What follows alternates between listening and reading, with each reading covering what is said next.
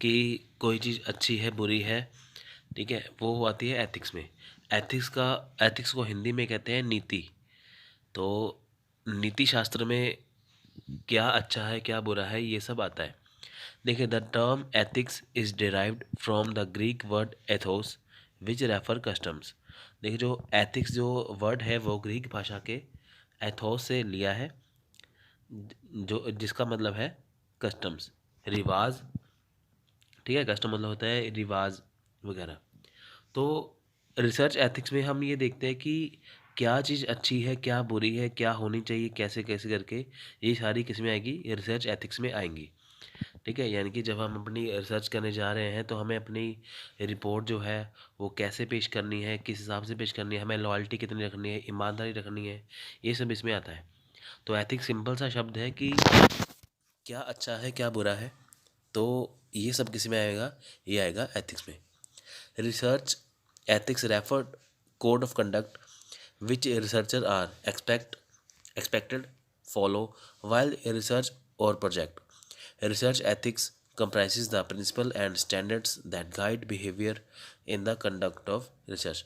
देखिए, research ethics में क्या है कि जो रिसर्चर है उसे जो अपनी रिसर्च जो कर रहा है या जो प्रोजेक्ट के ऊपर जो रिसर्च कर रहा है उसमें उसे रिसर्च एथिक्स को फॉलो करना होता है। यानी कि जब एक रिसर्चर अपनी रिसर्च को कर रहा है तो उसे एथिक्स का ख्याल रखना चाहिए। यानी कि जब वो अपनी रिसर्च कर लेगा तो उसमें उसे अपनी जैसे उसको रिसर्च करने में जो प्रॉब्लम आई थी, कैसे कैसे उसने रिसर्च की है, उसके बारे में उसे सही सही जानकारी देनी चाहिए। ठीक है फ्रेंड्स, तो ये था रिसर्च एथिक्स में। तो यानी कि जो रिसर्च है वो सही है गलत है कैसे नहीं है, लाभ है हानियाँ है, अच्छा है बुरा है, सब कुछ ये सब रिसर्च एथिक्स में आएगा। तो एथिक्स सिंपल सा शब्द है कि कोई चीज़ अच्छी है बुरी है, किस में आएगी, एथिक्स में। देखिए, फीचर ऑफ रिसर्च एथिक्स क्या है। Research ethics is based on well accepted ethical and social value. जो रिसर्च एथिक्स है वो किसके ऊपर बेस्ड है, वो बेस्ड है एथिकल एंड सोशल वैल्यूज़ के ऊपर। अब देखिए, जो सोशल वैल्यूज़ क्या होती हैं कि आपको समाज में कैसे रहना है, एक दूसरे के प्रति ईमानदार रहना है, कैसे रहना है, ये सारी आती है सोशल वैल्यू में। और जो रिसर्च एथिक्स है वो किस पे बेस्ड है, वो बेस्ड है सोशल वैल्यू पे। ठीक है फ्रेंड्स, तो नेक्स्ट है research ethics has a universal application. जो रिसर्च एथिक्स है वो यूनिवर्सल एप्लीकेशन है, यानी कि ये पूरी दुनिया पे सारी जगह पे लागू होता है ये। Research ethics provide the legal social moral economical and cultural limits. जो रिसर्च एथिक्स है ये क्या प्रोवाइड करता है कि जो लीगल जो सोशल मॉरल इकोनॉमिकली या कल्चरल लिमिट्स को ये प्रोवाइड करता है। यानी कि जब हम कोई रिसर्च करने जा रहे हैं तो हमें उसका कितना इस्तेमाल करना चाहिए। देखिए, हद से ज़्यादा किसी चीज़ का इस्तेमाल करोगे तो वो ख़राब करने लगेगी। अगर आपको डॉक्टर ने कहा है कि आप एक दिन में 3 खुराक खाओगे तो वो सही होगा। अगर आप एक हफ्ते की दवाई एक ही बार में खा जाओगे तो वो आपको नुकसान करेगी। तो फ्रेंड्स, यानी कि रिसर्च करते समय जो रिसर्च करनी है वो कानूनी तौर पे यानी कि लीगल तौर पे, सोशल तौर पे, मॉरल तौर पे, इकोनॉमिकली और कल्चरल तौर पर उसके ऊपर लिमिट होनी चाहिए। यानी कि जो रिसर्च है वो किसी को नुकसान ना पहुंचाए, सभी के लिए फ़ायदेमंद हो, ऐसी रिसर्च होनी चाहिए। तो हमें इन बातों का ध्यान रखना चाहिए। तो उसे बोलते हैं रिसर्च एथिक्स। यानी कि रिसर्च करते समय जब हम सोशल मॉरल वैल्यू को सबको ध्यान में रखकर कोई रिसर्च करते हैं तो जिससे किसी को नुकसान नहीं पहुँचता, तो वो होता है रिसर्च एथिक्स। ठीक है फ्रेंड्स, अब देखिए एथिकल प्रिंसिपल क्या है। देखिए, एथिकल प्रिंसिपल होते हैं कि अगर आपका जो रिसर्च है, अगर आप वो रिसर्च कर रहे हो तो वो किन सिद्धांतों पर होनी चाहिए। यानी कि आपकी जो रिसर्च है जो आपने की है तो वो किस हिसाब से होनी चाहिए कि ताकि आपकी रिसर्च सही मानी जाए। तो पहला पार्ट आएगा उसमें honesty. Researcher should provider honestly and truthful information in research project. Researchers do not mislead or deceive by misrepresentation, omission और partial truth। देखिए, सबसे पहली बात है कि अगर किसी रिसर्चर ने कोई रिसर्च की है तो सबसे पहली बात है कि उसमें ऑनेस्टी होनी चाहिए उसके काम में। यानी कि जो जो चीज़ उसने बताई है अपने रिसर्च में वो बिल्कुल एक्यूरेट होनी चाहिए, कुछ भी उसमें झूठ नहीं होना चाहिए। यानी कि जो रिसर्च होती है उसमें सबसे पहली होती है ईमानदारी यानी कि ऑनेस्टी। रिसर्चर को चाहिए कि जो उसने इन्फॉर्मेशन इकट्ठी की है वो सही सही इन्फॉर्मेशन अपने रिसर्च प्रोजेक्ट में करे। जहाँ उसे लगता है कि ये चीज़ मुश्किल है तो उसको बताना चाहिए कि ये चीज़ ऐसे है वैसे है, सभी को उसमें बताना चाहिए। यानी कि अपनी रिसर्च की रिपोर्ट में किसी रिसर्चर को सारी जो चीज़ें हैं वो सही सही जानकारी सच्चाई जो है बतानी चाहिए। उसे किसी को मिसलीड नहीं करना चाहिए, ना ही किसी को चीट करना चाहिए किसी चीज़ को मिस रिप्रेजेंटेशन करके। ठीक है फ्रेंड्स, कई बार क्या होता है कि आप देख सकते हैं कि लिखा कुछ और होता है, होता कुछ और ही है ना। तो वहाँ पे आपको ऐसा रिसर्चर को ऐसा करना चाहिए कि जो अपना वो रिसर्च का काम बता रहा है वो बिल्कुल सही होना चाहिए, किसी को मिसलीड करने वाला नहीं होना चाहिए। दूसरी बात है integrity. Researcher demonstrates personal integrity and the courage by want to search truth. A researcher should not sacrifice principle and value for convenience by hypocritical and dishonest। देखिए सबसे पहली बात इसमें क्या है कि इंटीग्रिटी क्या है कि एक चीज करना इकट्ठा करना। इंटीग्रिटी में क्या है कि जो रिसर्चर है उसको अपने काम को पर्सनली तौर पे इकट्ठा करके रखना चाहिए कि ताकि आगे जाके फिर वो इसे इस्तेमाल कर सके। इंटीग्रिटी में बस एक ही बात देखते हैं कि जो उसने चीज़ इकट्ठी की है, पहली बात तो वो सही होनी चाहिए, उसका डाटा बिल्कुल सही एक्यूरेट होना चाहिए और उसे संभाल के रखना चाहिए, इंटीग्रेट रख के रखना चाहिए कि ताकि आने वाले समय में फिर उसका वो इस्तेमाल कर सके। नेक्स्ट है लॉयल्टी। लॉयल्टी में क्या है कि देखिए researcher are worthy of trust, demonstrate loyalty to person और society, they do not use or disclose information learned in confidence for personal advantage. देखिए सबसे पहली बात है कि लॉयल्टी लॉयल्टी होनी चाहिए। ठीक है, लॉयल्टी होनी चाहिए किसके प्रति? जो रिसर्चर है उसे अपने फ़ायदे के लिए रिसर्च की जो इन्फॉर्मेशन है किसी को नहीं बतानी चाहिए, ना ही उसे अपने फ़ायदे के लिए उसका इस्तेमाल करना चाहिए।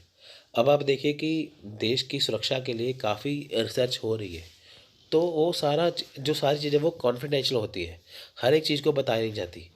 ठीक है, तो यानी कि रिसर्च के प्रति रिसर्चर को लॉयल्टी रखनी चाहिए, ना तो उसे अपने पर्सनल एडवांटेज के लिए पर्सनल फ़ायदे के लिए यूज़ करना चाहिए। ठीक है, ना किसी के सामने इसे बताना चाहिए, तो उसे लॉयल्टी रखनी चाहिए। ठीक है, नेक्स्ट है objectivity. Objective of research should be fair and clear. Objective should be adverse for society और ह्यूमैनिटी। देखिए सबसे पहली बात है कि जो रिसर्च का वर्क है वो ऑब्जेक्टिविटी के ऊपर होना चाहिए, ना कि सब्जेक्टिविटी के ऊपर। सब्जेक्टिविटी में हम चूज़ी हो जाते हैं। सब्जेक्टिविटी हमें ये होता है कि हाँ हम ये चीज़ करेंगे वो चीज़ करेंगे, उसमें हम चीज़ें को चूज़ करते हैं। ऑब्जेक्टिविटी में ऐसा कुछ नहीं है। ऑब्जेक्टिविटी में आपका एक ऑब्जेक्टिव होता है रिसर्च को करने के लिए जो बिल्कुल साफ होना चाहिए। ठीक है फ्रेंड्स, यानी कि एक ऐसा ऑब्जेक्टिव होना चाहिए जो सोसाइटी को या जो ह्यूमैनिटी यानी कि मानवता को लाभ दे सके, फ़ायदा दे सके। यानी कि जो रिसर्च है वो ऑब्जेक्टिविटी के ऊपर होनी चाहिए, ना कि सब्जेक्टिविटी के ऊपर, क्योंकि इसमें किसी ऑब्जेक्ट को किसी हम एक खास लक्ष्य को लेके चलते हैं। नेक्स्ट है रिस्पेक्ट फॉर अदर। देखिए researcher demonstrate respect for human dignity, autonomy, privacy, right and interest of all those who give contribute for research project. अब देखिए कि रिसर्च अकेला बंदा तो कर नहीं सकता। रिसर्च करने में जिन व्यक्तियों ने रिसर्चर की हेल्प की है, रिसर्चर को चाहिए कि वो उनकी रिस्पेक्ट करे। ठीक है, वो उनका जो डिग्निटी है, जो ऑटोनॉमी है, जो प्राइवेसी है, जो उनके अधिकार हैं, राइट है, तो वो सभी को उसका रिस्पेक्ट करनी चाहिए। तो सिंपल सी बात है कि एक रिसर्च करने में अगर कोई भी रिसर्चर है उसे अपनी टीम का जिसने उसे सहयोग किया है रिसर्च करने में उन्हें उसकी रिस्पेक्ट करनी चाहिए। ठीक है फ्रेंड्स, तो नेक्स्ट है बेनिफिट फॉर सोसाइटी। देखिए लास्ट पॉइंट है ये, the intention for of research is to generate new knowledge and the idea that will produce benefit for individuals और society for advancement of knowledge. यानी कि जो research की जानी चाहिए, देखिए सबसे पहले रिसर्च का इंटेंशन यही रहता है कि इससे जो न्यू नॉलेज या न्यू आइडिया निकले वो सभी के लिए फ़ायदेमंद हो। यानी कि समाज के लिए एक ऐसी रिसर्च करनी चाहिए जो सबके लिए फ़ायदे हो। एक ऐसी रिसर्च होती है जो सबको फ़ायदा दी जाती है। ठीक है फ्रेंड्स, यानी कि रिसर्च का पहला महत्व पहला लक्ष्य या पहला गोल यही होता है कि जो रिसर्च की जा रही है उससे समाज में लोगों को फ़ायदा हो। आप देखें कि दिन ब दिन कितनी सारी अभी मेडिसिन बन रही हैं कि ताकि सभी बीमारियों का इलाज हो सके। उससे फ़ायदा कैसे होगा? उससे फ़ायदा होगा सोसाइटी को। तो फ्रेंड्स, आज हमने ये करा है, ठीक है, रिसर्च एथिक्स। आइए साथ ही इसके क्वेश्चन आंसर करते हैं जो पहले एग्जाम में आ चुके हैं प्रीवियस में। देखिए, गुड रिसर्च एथिक्स मीन्स, अब बताइए कि गुड रिसर्च एथिक्स का मीनिंग क्या होता है। ये दिसंबर 2012 में क्वेश्चन आ चुका है। तो आपके सामने ऑप्शन है, not disclosing the holdings of shares stocks in A company that sponsor your research. Option number B, assigning a particular research problem to one PhD research student only, discussing with your colleagues confidential data from a research paper that you are reviewing for an academic journal. Option number D, submitting the same research manuscript for publishing in more than one journal. तो option number B इसका right answer है। यानी कि option number B जो इसमें बताया है कि इसका आंसर क्या है कि assigning a particular research problem to one PhD research student only. ठीक है फ्रेंड्स, ये होती है रिसर्च एथिक्स। यानी कि जो जो एक पीएचडी को या रिसर्च स्टूडेंट जो कर रहा है, पीएचडी स्टूडेंट हो, उसको जो जो प्रॉब्लम इसमें आ रही है वो उसको सही से इसमें बतानी चाहिए कि इस रिसर्च में ऐसी प्रॉब्लम आई थी। यानी कि जो भी कुछ है उसको साफ साफ इसमें बता देना चाहिए, कुछ भी इसमें झूठ नहीं होना चाहिए। नेक्स्ट क्वेश्चन है, research ethics has a direct connection more often with which stage of research. ठीक है, जिनकी जो रिसर्च एथिक्स है उसका डायरेक्ट जो कनेक्शन होता है रिसर्च से, वो कौन सी स्टेजेस पर है। ये जुलाई 2016 में क्वेश्चन था। देखिए, defining the delimiting the scope of research, problem formulation and reporting of research findings, defining the population and deciding sampling technique for research.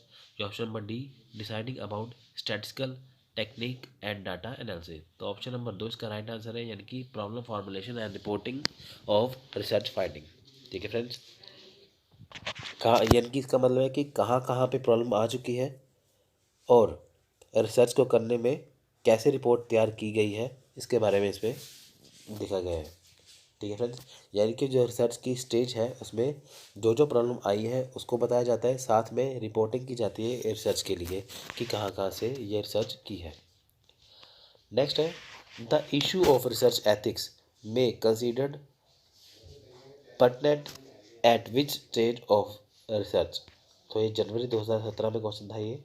देखिए, ऑप्शन नंबर है, at the stage of problem formulation and its definition, at the stage of defining the population of research, at the stage of collection and interpretation, या option number 4, at the stage of reporting the findings. Option number 3 is the right answer, eight the stage of data collection and the interpretation. ठीक है friends, यानी कि जो research ethics का जो issue है, ठीक है, वो कौन सी स्टेज पे आएगा रिसर्च के। तो इसका आंसर है at the stage of data collection, यानी कि जब आपने डाटा जो इकट्ठा किया है। अब देखिए, रिसर्च एथिक्स में होता क्या है कि जैसे कोई डाटा इकट्ठा कर लेता है तो अपनी वो रिपोर्ट को बना लेता है। अब उसने डाटा कैसे इकट्ठा किया, कैसे उसे कलेक्ट किया, कैसे कैसे रिपोर्ट